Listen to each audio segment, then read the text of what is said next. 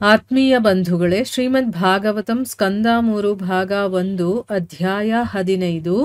ಇದರಿಂದ ಇವತ್ತು 33ನೇ ಶ್ಲೋಕವನ್ನ ತಿಳ್ಕೊಳ್ಳೋಣ. ಶ್ಲೋಕ 33. ನ ಹ್ಯಂತರಂ ಭಗವತಿ ಸಮಸ್ತ ಕುಕ್ಷಾ ವಾತ್ಮಾನಮಾತ್ಮನಿ ನಭೋ ನಭಸೀವ ಧೀರಾಃ ಪಶ್ಯಂತಿ ಯತ್ರ ಯುವಯೋಃ ಸುರಲಿಂಗಿನೋ ಕಿಂ ವ್ಯುತ್ಪಾದಿತಂ ಹ್ಯುದರ ಭೇದಿ ಭಯಂ ಯತೋಸ್ಯ. ಅನುವಾದ: ಅಂತರಿಕ್ಷದಲ್ಲಿ ದೊಡ್ಡ ಹಾಗೂ ಸಣ್ಣ ಪ್ರಮಾಣದ ಆಕಾಶದಲ್ಲಿ ಸಂಪೂರ್ಣ ಸಾಮರಸ್ಯ ಇದೆ. ಹಾಗೆಯೇ ವೈಕುಂಠದಲ್ಲಿ ಅಲ್ಲಿಯ ನಿವಾಸಿಗಳ ಮತ್ತು ದೇವೋತ್ತಮ ಪರಮಪುರುಷರ ನಡುವೆ ಸಂಪೂರ್ಣ ಸೌಹಾರ್ದವಿದೆ. ಹೀಗಿರುವಾಗ ಇಂತಹ ಸೌಹಾರ್ದ ಕ್ಷೇತ್ರದಲ್ಲಿ ಭಯದ ಬೀಜವೆಲ್ಲಿರುತ್ತದೆ? ಈ ಇಬ್ಬರು ವ್ಯಕ್ತಿಗಳು ವೈಕುಂಠ ನಿವಾಸಿಗಳ ಹಾಗೆಯೇ ಉಡುಪು ಧರಿಸಿದವರಾಗಿದ್ದಾರೆ. ಆದರೆ ಅವರಿಗೆ ಅಸೌಹಾರ್ದವು ಎಲ್ಲಿಂದ ಬಂದಿರಲು ಸಾಧ್ಯ? ಇದು ಶ್ಲೋಕ ಮತ್ತು ಅದರ ಅನುವಾದ. ಈಗ ಭಾವಾರ್ಥದ ಮೂಲಕ ನಾವು ಇದರ ಅರ್ಥವನ್ನು ತಿಳ್ಕೊಳ್ಳೋದಕ್ಕೆ ಪ್ರಯತ್ನ ಮಾಡೋಣ. ಹೋದ ಭಾಗದಲ್ಲಿ ನಾವೇನು ತಿಳ್ಕೊಂಡಿದ್ವಿ? ಮುನಿಗಳು ಅಂದರೆ ಆ ಕುಮಾರರಿದಾರಲ್ಲ, ಅವರು ಈ ರೀತಿ ಹೇಳ್ತಾರೆ, ಭಗವಂತನ ಸೇವೆಯಲ್ಲಿ ಅದು ತುಂಬ ದೊಡ್ಡ ಎತ್ತರದ ಒಂದು ಸ್ಥಾನದಲ್ಲಿ ನಿಯುಕ್ತರಾಗಿದ್ದು ಭಗವಂತನ ಗುಣಗಳನ್ನು ತಮ್ಮಲ್ಲಿ ಹೆಚ್ಚಿಸ್ಕೊಳ್ತಾರೆ ಅವರು, ಅಲ್ವಾ? ಆ ಭಗವಂತನ ಜೊತೆನಲ್ಲೇ ಇರೋದ್ರಿಂದ, ಆ ಒಂದು ಸ್ಥಳದಲ್ಲೇ ಇರೋದ್ರಿಂದ ಅವರಲ್ಲಿ ಆ ಭಗವಂತನ ಗುಣಗಳೇ ಹೆಚ್ಚಾಗತ್ತೆ ಅನ್ನುವಂಥ ನಿರೀಕ್ಷೆ ಇದ್ರೂ ಕೂಡ ಈ ರೀತಿ ನಡ್ಕೊಳ್ತಾ ಇದ್ದಾರಲ್ಲ ಇವರು. ಈ ಒಂದು ಅಸಂಗತ ಮನೋಭಾವವನ್ನು ಬೆಳೆಸ್ಕೊಂಡಿರುವಂತಹ ಈ ಇಬ್ಬರು ವ್ಯಕ್ತಿಗಳು ಯಾರು? ಈ ಒಂದು ವೈಕುಂಠದಲ್ಲಿ ಈ ವ್ಯಕ್ತಿಗಳು ವಾಸ ಮಾಡ್ತಾ ಇರೋದು ಹೇಗೆ? ಭಗವಂತನ ಸಾಮ್ರಾಜ್ಯಕ್ಕೆ ಒಬ್ಬ ಶತ್ರು ಬರ್ಲಿಕ್ಕೆ ಸಾಧ್ಯ ಎಲ್ಲಿದೆ? ಶತ್ರು ಬರೋದಕ್ಕೆ ಆಗೋದೇ ಇಲ್ಲ. ಮತ್ತೆ ಭಗವಂತನಿಗೆ ಯಾವ ಶತ್ರುಗಳು ಇಲ್ಲ, ಅವನಲ್ಲಿ ಯಾರು ತಾನೇ ಅಸೂಯೆ ಪಟ್ಕೊಳ್ತಾರೆ ಅಂತೆಲ್ಲ ಯೋಚನೆ ಮಾಡಿ, ಬಹುಶಃ ಈ ಇಬ್ಬರು ವ್ಯಕ್ತಿಗಳು ಕಳ್ಳರು ಅಥವಾ ಠಕ್ಕರು, ಮೋಸ ಮಾಡೋರೇ ಆಗಿರಬಹುದು. ಅದಕ್ಕೋಸ್ಕರ ಇವರು ತಮ್ಮ ಹಾಗೇನೆ ಬೇರೆಯವರು ಅಂತ ತಿಳ್ಕೊಂಡು ಆ ರೀತಿ ಯೋಚನೆ ಮಾಡ್ತಾ ಇದ್ದಾರೆ ಅಂತನ್ಬಿಟ್ಟು ಅವರು ಹೇಳ್ತಾ ಇರೋದನ್ನ ನಾವು ತಿಳ್ಕೊಂಡಿದ್ವಿ.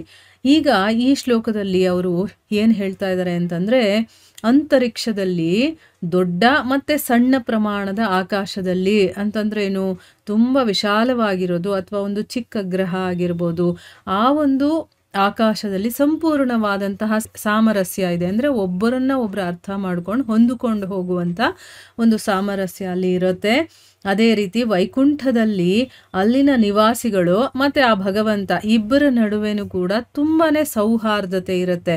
ಹೀಗಿರಬೇಕಾದ್ರೆ ಈ ರೀತಿಯ ಒಂದು ಸೌಹಾರ್ದ ಕ್ಷೇತ್ರದಲ್ಲಿ ಭಯದ ಬೀಜ ಅನ್ನೋದು ಎಲ್ಲಿರುತ್ತೆ? ಈಗ ಒಬ್ಬರನ್ನೊಬ್ರು ಅರ್ಥ ಮಾಡಿಕೊಂಡು ಒಬ್ರಿಗೊಬ್ರು ಗೌರವ ಕೊಟ್ಕೊಂಡು ಪ್ರೀತಿಯನ್ನು ವಿನಿಮಯ ಮಾಡ್ಕೊಳ್ಳೋದು ಅಷ್ಟೇ ಇರುತ್ತೆ ಹೊರತು ಒಬ್ಬರ ಮೇಲೆ ಒಬ್ಬರು ಹೊಟ್ಟೆ ಕಿಚ್ಚುಪಡೋದು ಇಂಥ ಗುಣಗಳು ಅಲ್ಲಿ ಇಲ್ವೇ ಇಲ್ಲ.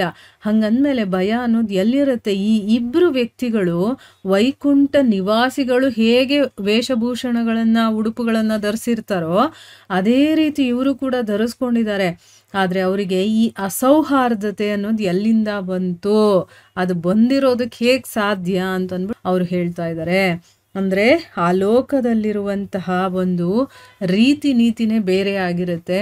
ಅಲ್ಲಿ ಭಯ ಅನ್ನೋದಿರೋದಿಲ್ಲ. ಬೇರೆಯವರನ್ನ ನೋಡಿ ಕೋಪ ಮಾಡ್ಕೊಳ್ಳೋದು, ಹೊಟ್ಟೆ ಕಿಚ್ಚು ಪಡೋದು ಅಥವಾ ಅವ್ರ ಜೊತೆ ಕೆಟ್ಟದಾಗಿ ನಡ್ಕೊಳ್ಳೋದು, ಈ ರೀತಿ ಯಾವುದು ಗುಣಗಳಲ್ಲಿ ಇರೋದಿಲ್ಲ. ಆದರೆ ಯಾಕೆ ಇವರು ಈ ರೀತಿ ಮಾಡ್ತಾ ಇದ್ದಾರೆ? ನೋಡೋಕೆ ಮಾತ್ರ ವೈಕುಂಠ ನಿವಾಸಿಗಳ ಹಾಗೇನೆ ಕಾಣಿಸ್ತಾ ಇದ್ದಾರೆ. ಅವರ ರೂಪ, ಅವರ ವೇಷ ಎಲ್ಲ ಹಾಗೇ ಇದೆ. ಆದರೆ ನಡವಳಿಕೆ ಮಾತ್ರ ಚೇಂಜ್ ಇದೆಯಲ್ಲ. ಯಾಕೆ ಅವರು ಇಲ್ಲಿದ್ದಾರೆ? ಅಥವಾ ಅವ್ರಿಗೆ ಈ ಒಂದು ಗುಣ ಎಲ್ಲಿಂದ ಬಂತು, ಯಾಕೆ ಬಂತು ಅಂತಂದ್ಬಿಟ್ಟು ಅವರು ಹೇಳ್ತಾ ಇದ್ದಾರೆ.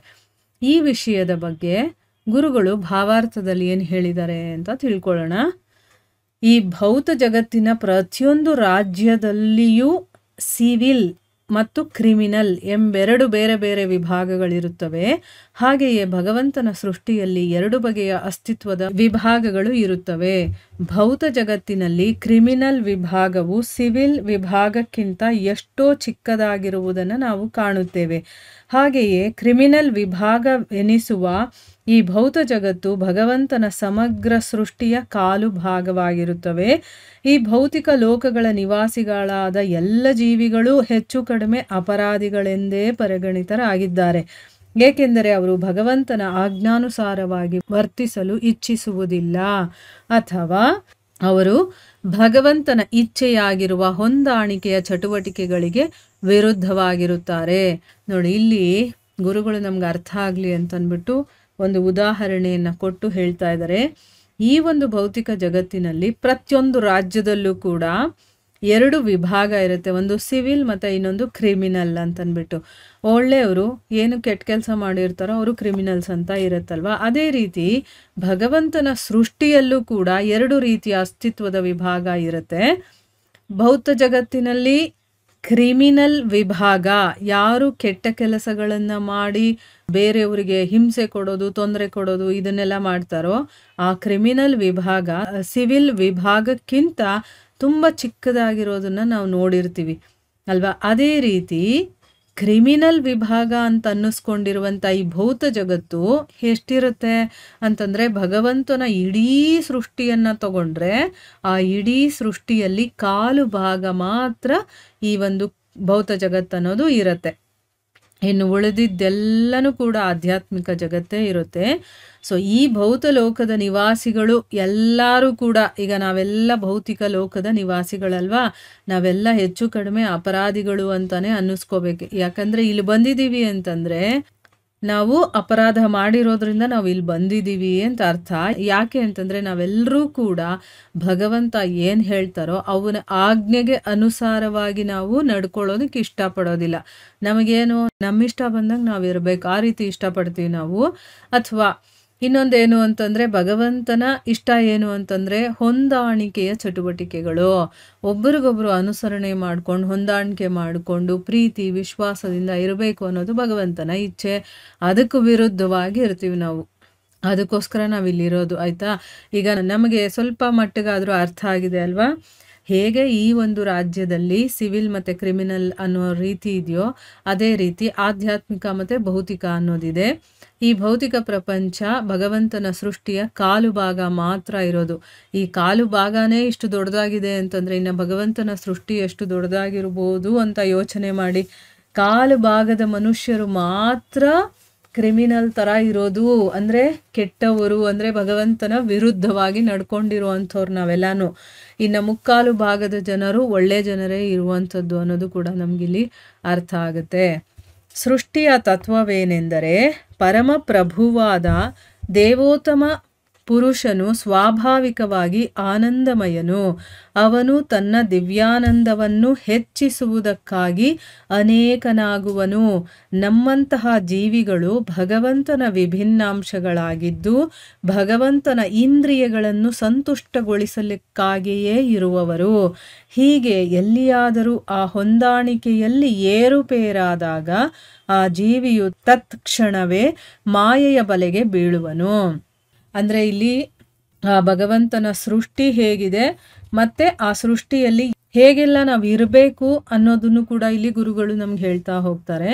ಸೃಷ್ಟಿಯ ತತ್ವ ಏನಪ್ಪ ಅಂತಂದರೆ, ಭಗವಂತ ಆ ದೇವೋತ್ತಮ ಪರಮಪುರುಷ ಇದಾನಲ್ಲ, ಅವನು ಸ್ವಾಭಾವಿಕವಾಗಿ ಆನಂದಮಯ, ಸಚ್ಚಿದಾನಂದ ಅಂತ ನಾವು ಹೇಳ್ತೀವಲ್ವಾ, ಅವನು ಸದಾ ಆನಂದವಾಗಿ ಇರುವಂಥವನು. ಅವನೇನು ಮಾಡ್ತಾನೆ, ತನ್ನ ದಿವ್ಯಾನಂದವನ್ನು ಹೆಚ್ಚಿಸ್ಕೊಳ್ಳೋದಕ್ಕೋಸ್ಕರನೇ ತನ್ನನ್ನು ತಾನು ಅನೇಕವಾಗಿ ಮಾಡ್ಕೊಳ್ತಾನೆ, ಎಕ್ಸ್ಪ್ಯಾಂಡ್ ಮಾಡ್ಕೊಳ್ತಾನೆ, ತನ್ನನ್ನು ತಾನು ವಿಸ್ತಾರ ಮಾಡ್ಕೊಳ್ತಾನೆ. ಅವನು ಒಬ್ಬನೇ ಇರೋದು, ಅದನ್ನು ಇನ್ನೂ ಹೆಚ್ಚಾಗಿ ಅವನು ಅನೇಕವನ್ನಾಗಿ ಮಾಡಿಕೊಂಡು ನಮ್ಮಂಥ ಜೀವಿಗಳೆಲ್ಲರೂ ಕೂಡ ಭಗವಂತನ ಒಂದು ವಿಭಿನ್ನಾಂಶ.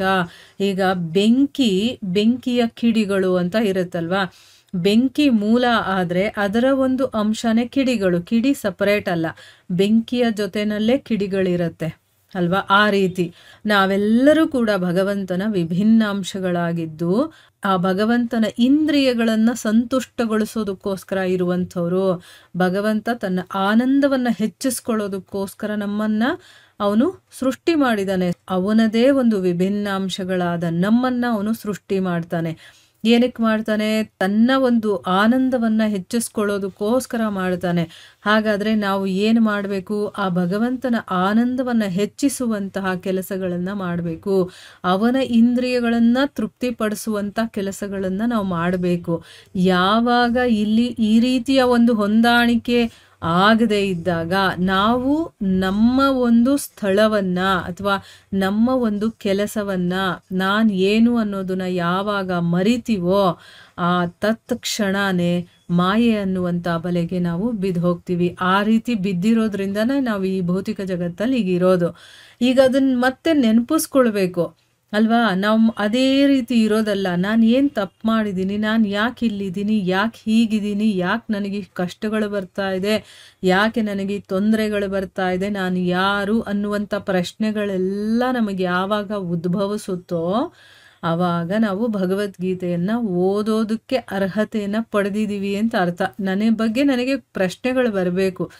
ಆವಾಗ ನಾನು ಹುಡುಕಾಟವನ್ನು ಶುರು ಮಾಡಿದ್ದೀನಿ ಅಂತ, ನಾನು ಯಾರು ಅಂತ. ಅಲ್ಲಿವರೆಗೂ ನಾವು ಮಲ್ಕೊಂಡಿರ್ತೀವಿ, ಕನಸು ಕಾಣ್ತಾ ಇರ್ತೀವಿ. ಅಲ್ಲಿವರೆಗೂ ನನಗೆ ಏನೂ ಗೊತ್ತಿರೋದಿಲ್ಲ, ಏನೇನೆಲ್ಲ ಇದೆಯೋ ಅದೆಲ್ಲ ನಂದು, ಹಾಗೆ ಹೀಗೆ ಅಂದ್ಕೊಂಡು ನಾವು ಕನಸಲ್ಲಿ ಸಂತೋಷ ಪಡ್ತಾ ಇರ್ತೀವಿ, ದುಃಖ ಪಡ್ತಾ ಇರ್ತೀವಿ, ಎಲ್ಲನೂ ಅನುಭವಿಸ್ತಾ ಇರ್ತೀವಿ. ಯಾವಾಗ ನಮಗೆ ಎಚ್ಚರಿಕೆ ಆಗುತ್ತೋ ಆವಾಗ ನನಗೆ ನಾನು ಯಾರು, ಇಷ್ಟೊತ್ತು ಏನು ನಾನು ಕನಸ ಕಂಡಿದ್ದು ಅಂತೆಲ್ಲ ನಮ್ಗೆ ಅನ್ಸುತ್ತಲ್ವ. ಅದೇ ರೀತಿ ನಮ್ಮ ಜೀವನದಲ್ಲಿ ಕಷ್ಟಗಳು ಬಂದಾಗ, ನಮ್ಮ ಜೀವನದಲ್ಲಿ ಬೇಕಾದಷ್ಟು ಘಟನೆಗಳು ನಡೀತಾ ಇರುತ್ತಲ್ಲ, ಒಂದಲ್ಲ ಒಂದು ಸರಿ ನಮ್ಮ ಮನಸ್ಸಲ್ಲಿ ಆ ಒಂದು ಭಾವನೆ, ಆ ಒಂದು ಪ್ರಶ್ನೆಗಳು ಅದೆಲ್ಲ ಬರುತ್ತೆ. ನಾನು ಯಾರು, ಯಾಕೆ ಹೀಗಿದ್ದೀನಿ ಅಂತೇಳ್ಬಿಟ್ಟು ಆವಾಗ ನಮಗೆ ಭಗವದ್ಗೀತೆ ಅನ್ನೋದು ಓದಬೇಕಾಗಿರುವಂಥ ಒಂದು ಅರ್ಹತೆ ಬರುತ್ತೆ. ಅದನ್ನು ಓದ್ತಾ ಓದ್ತಾ ಮುಂದೆ ಭಗವಂತ ಅದಕ್ಕೆ ದಾರಿ ತೋರಿಸ್ತಾ ಹೋಗ್ತಾನೆ. ಹಾಗೆ ನಮ್ಮ ಆಧ್ಯಾತ್ಮಿಕ ಜೀವನ ಉನ್ನತ ಮಟ್ಟಕ್ಕೆ ಏರ್ತಾ ಇರುತ್ತೆ. ಈ ಧರ್ಮ ಗ್ರಂಥಗಳೆಲ್ಲ ನಮಗದು ಸಹಾಯ ಮಾಡುತ್ತೆ. ಯಾವಾಗ ನಾನು ಯಾರು ಏನು ಅನ್ನುವಂಥ ಅರಿವು ಬರುತ್ತೋ ಆಗ ನಾವು ಅದರಿಂದ ಬಿಡುಗಡೆ ಪಡೆಯೋಕ್ಕಾಗತ್ತೆ. ಈಗ ನಾವು ಹೇಗೆ ಸಿಕ್ಕಾಕ್ಕೊಂಡಿದ್ದೀವಿ ಅನ್ನೋದು ಗೊತ್ತಾಯ್ತಲ್ವಾ? ಯಾವಾಗ ನಾವು ಭಗವಂತನನ್ನು ಸೇವಿಸೋದನ್ನು, ಅವನಿಗೆ ತೃಪ್ತಿಪಡಿಸೋದನ್ನು, ಅವನ ಇಂದ್ರಿಯಗಳನ್ನು ತೃಪ್ತಿಪಡಿಸೋದನ್ನು ನಾವು ಮರಿತೀವೋ ಬಿಡ್ತೀವೋ, ನನ್ನ ಬಗ್ಗೆ ನಾನು ಯೋಚನೆ ಮಾಡಿ ನನ್ನ ಇಂದ್ರಿಯಗಳನ್ನು ತೃಪ್ತಿಪಡಿಸ್ಕೊಳ್ಳೋದಕ್ಕೆ ನಾನು ಯಾವಾಗ ಶುರು ಮಾಡ್ತೀವೋ ಆವಾಗ ನಾವು ಮಾಯೆಗೆ ಬಿದ್ದ ಹಾಗೆ ಲೆಕ್ಕ ಅಂತಂದ್ಬಿಟ್ಟು ಇಲ್ಲಿ ಗುರುಗಳು ಹೇಳ್ತಾ ಇದ್ದಾರೆ. ಇದರ ಮುಂದುವರಿದ ಭಾಗ ಇನ್ನೂ ಇದೆ, ಅದನ್ನು ನಾವು ಮುಂದಿನ ಭಾಗದಲ್ಲಿ ತಿಳ್ಕೊಳ್ಳೋಣ. ಹರೇ ಕೃಷ್ಣ.